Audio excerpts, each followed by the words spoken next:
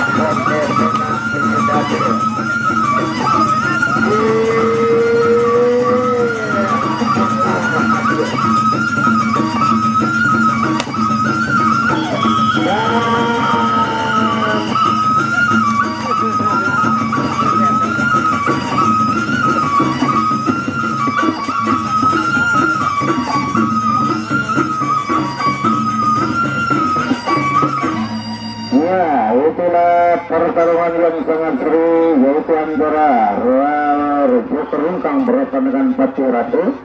Sebenarnya kembali kami informasikan sebelum kita berlanjut di partai yang keempat yang main di sore dari 3 penjuru nih dari Raden Mas Panji juga merupakan sepadu terhebatnya Hercules dan bintang lapangan.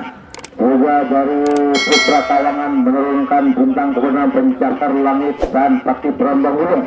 Demikian juga dari Burguntur tentunya menurunkan bintang-bintang kepadanya yang akan kita saksikan besok sore. Dan inilah partai terakhir, partai yang keempat.